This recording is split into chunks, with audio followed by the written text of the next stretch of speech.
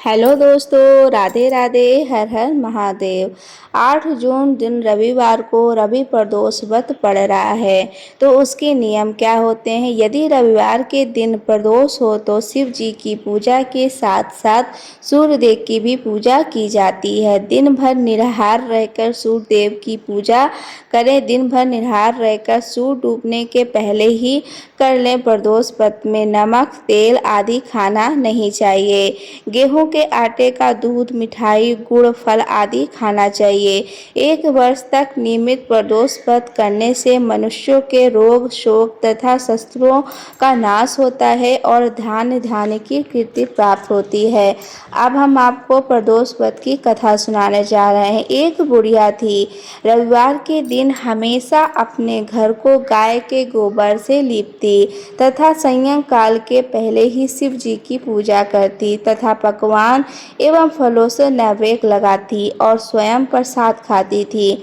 इससे शिवजी एवं सूर्यदेव उस बुढ़िया के ऊपर प्रसन्न हो गए और उसके पास किसी प्रकार की कमी न रही।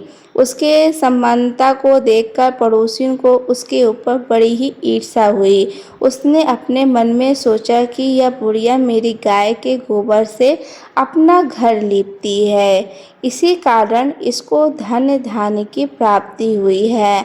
अतः उसने अपनी गाय को घर के भीतर बांधना प्रारंभ कर दिया, जिस कारण उस बुढ़िया को अगले रविवार को गोबर न मिला।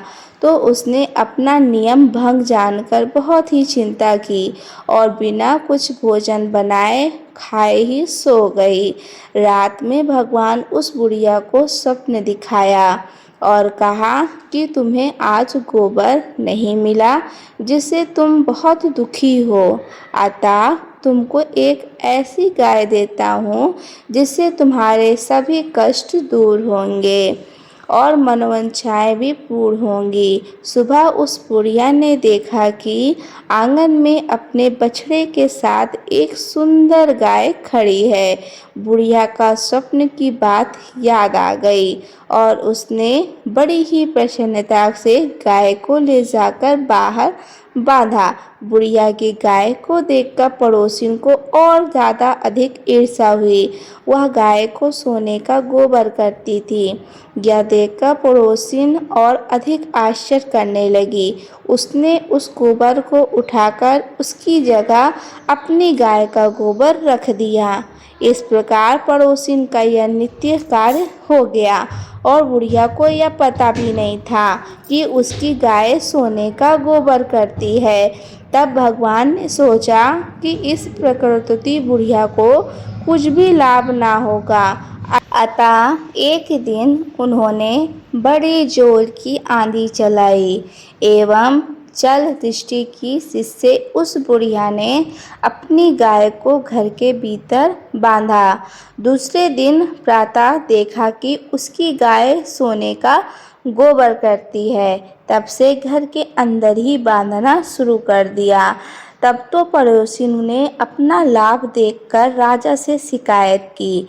उस बुढ़िया के पास एक गाय है जो सोने का गोबर करती है, अतः आप उसे ले लो और प्रजा का पालन करो।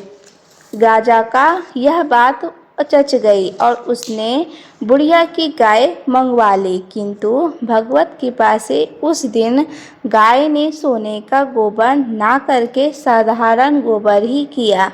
तब राजा ने उस बुढ़िया को बुलाकर पूछा कि क्या तुम्हारी गाय वास्तव में सोने का गोबर देती है? तब बुढ़िया ने कहा, महाराज, मैं प्रत्येक रविवार को घर लीपती हूँ, भगवान की पूजा करती हूँ एवं संध्या समय भोजन करती हूँ। उसकी एक प्रभाव से यह गाय मुझे प्राप्त हुई है और सोने का गोबर करती रही पड़ोसिन के कहने से आपने मेरी गाय छीन ली है। यदि आपके यहाँ सोने का गोबर नहीं करती है तो इसमें मेरा क्या दोष है?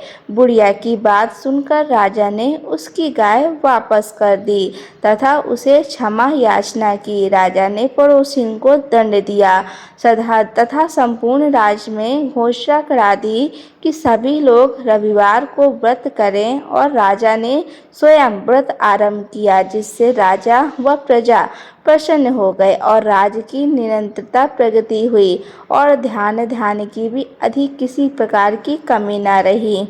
तो ये थी रविवार प्रदोष व्रत की कथा। यहीं समाप्त होती है। ऐसे ही और कथा और वीडियो के साथ में हम फिर से मिलेंगे। कथा पसंद आई होगी तो वीडियो को लाइक कर दीजिएगा और कमेंट सेक्शन में हर हर महादेव का हाजिरी ज़रूर दीजिएगा। धन्यवाद।